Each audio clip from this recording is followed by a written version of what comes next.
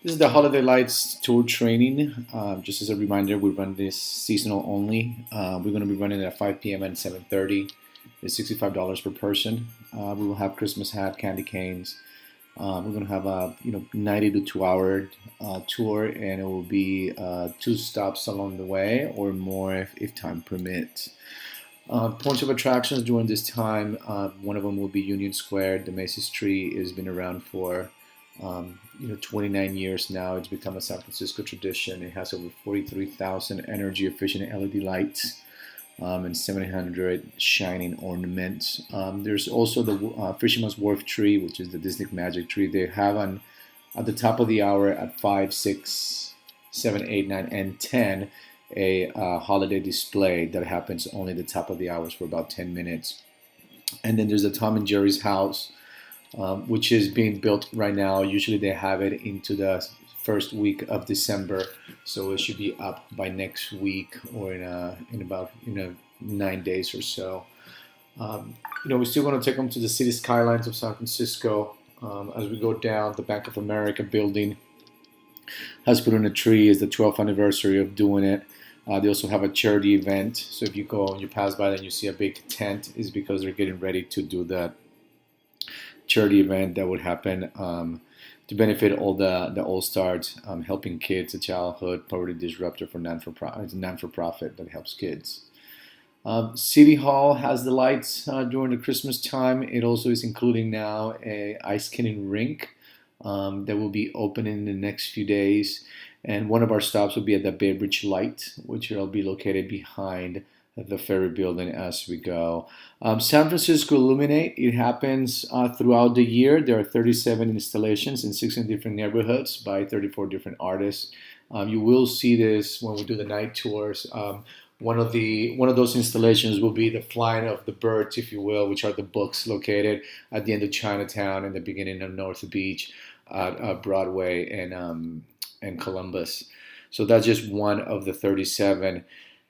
And private homes. Usually, along the marina is where you'll have some of the better ones throughout the tour.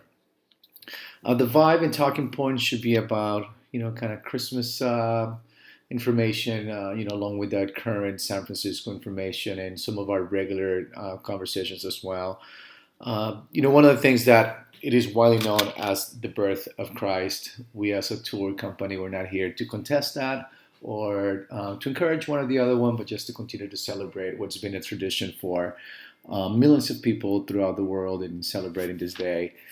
So we'll just join the festivity, not the debate. One of the things is that, just as a general background and knowledge, it's acknowledged on December 25th from the Roman calendar that was observing the winter solstice, which ironically is between the 20th and the 22nd of December.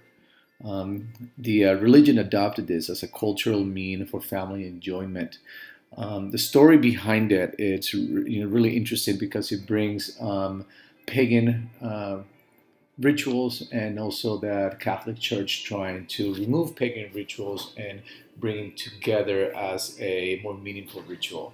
So during the winter solstice, what families were doing is that they were taking evergreen trees as a sign of fertility of the land that it's coming in spring. And during the winter solstice, when they saw the moon at the highest level, or the star at the highest level, the North Star, then they realized that would be the halfway point, and then now they knew exactly how much food they would have left to use. So any extra cattle or food that they had, they threw a big feast, and that's sort of how the Christmas dinner origins began. The Yule tree is a tree that is slow burning, so they utilized it during the cold winters in the Nordic area of Europe.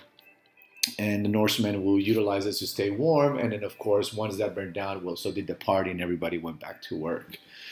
The transition into America through the 13 colonies, originally was going to be dissolved as no religion was going to be brought to the U.S. as a freedom of religion. But some states started celebrating it in a small scale, so they did. And they started bringing it into the United States. But the reality is that in 1822 is Clement Clark Moore, who was a New Yorker, who wrote a poem. It said, "A Visit from St. Nicholas." That single-handedly shaped what we know today as Christmas, and the poem is now known as "'Twas the Night Before Christmas." And of course, followed by the Charles Dickens story, who brought it to the main stage of their time, and even to today's day, it's what really cemented Christmas as we know it, with the 12 Days of Christmas. And every single detail actually was single-handedly created by these two gentlemen, Clement Clark Moore and Charles Dickens. The origins of Santa Claus are a little bit further in time. Good old Saint Nick lived in the 3rd century in 2080 AD, known to be a black priest who went around giving gifts to people, children specifically, who were well behaved and in need. Um, Clement created this idea of Santa Claus who looked more like an jolly old Irish elf, if you will. If you look at the early days pictures of this, it was like, pointy ears, skinny and small, and long ears look quite scary. So that started changing. And then they also created him as as an elf that will go and ride in a sleigh pulled by reindeers, giving them names.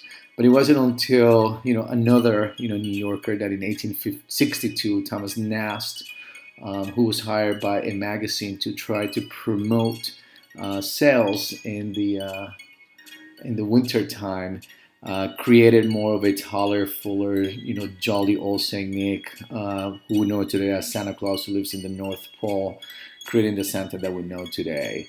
So the Santa, as we know it today, with the red and white fur and very very happy, was created in 1862. I put both links in here so you can look at more details. I would also send you a little bit more information in some YouTube videos that has thorough descriptions and stories about this. It will be interesting for each one of you guys to review it as pertains to our tours. The vibe and music and narrative should always be San Francisco, and of course holiday classics. I'm adding a few over there. This open Spotify list, it allows you to actually add more songs. So if you see songs that you like, feel free to add them. Otherwise, I'll continue to add to make sure that there's always fun songs going along the way. And I'll start sending some of my favorites, and I'll put those in order. So this way you kind of realize which are some of the top, and then the other ones could be fillers. Here's kind of where it gets the detailed work. It's going to be pretty much our route, starting on Hyde Street. Oops. Let me actually go to this one. Starting on High Street, and then we'll just make a right on Beach, and then left on Larkin, so we can go right along the Ghirardelli, then on North Point. This goes all the way to a regular route on to the Marina, except that right before you make the left turn that we usually do in Baker is going to be the street before that, which is Broderick, and then a right on Jefferson Street, and of course now a left in Baker. That will be a little bit more fun for people that are looking for the holiday lights.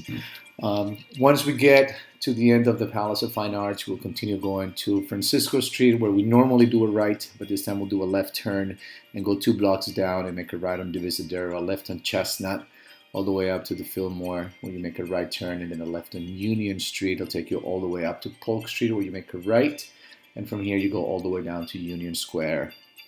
We like to stop on the Larkin side, where you can do a photo stop of City Hall. Will look beautiful. Let's see if we can capture that moment from that angle, or if we have to move it a little bit depending on how the ice skating rink is blocking that view.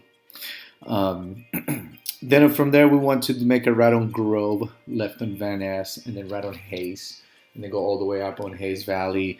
When you get to Octavia, make that left, and shortly thereafter you're going to make a right turn into a small alley called Linden, left on Laguna. They'll take you all the way to Market. Then continue on to Castro, make a left, go up the street to 21st Street, and come down that hill. Where you first go up the hill a little bit more, then you come down the hill for about 2 blocks, and in the middle of that second block is where the Tom and Jerry's house will be built. Then a left on Church, and that brings you right at the corner of Dolores Park. We'll continue down all the way to Dolores, making a right on 18th Street, left on Valencia. We are going to continue on to Market Street and then around McAllister. That's going to put you on the side of City Hall once again and left on Market. Going any other direction, it will just take too much time. Then from here, you would make a right in California, right on Powell to come down to Union Square. Then left on Post, left on Grant, right on California. Once again, you go all the way to the end of California, do a right on Drum Street, and a left on Market, and a left on Mission Street. I'm sorry, there'll be a right on Mission Street and a left on Embarcadero. Then right to the Ferry Building parking lot, which is right behind the Ferry Building. There's a beautiful photo stop to get both some of the city skyline and also the Bay Bridge lights on the other side. Then you come out on the Embarcadero, make a right turn, just continue on down, all the way down to the Jefferson Fisherman's Wharf area to our drop-off location. I did put on a map, so this way you can kind of visualize where you're going. The link below will take you down step by step if you wanted to visualize what that looked like. So it's a live link. You can click on it and it would actually take you through the route. Otherwise, it should be, a slow music, fun, holiday cheer, very conversational. It changes the pace from a regular tour where we are always, kind of like talking and pointing things out and giving the history. This is going to be a more relaxed family feel. So a lot of singing of the holiday songs together. That would be a big win. If you have any questions, please let me know. And any suggestions is always welcome. Thanks, guys.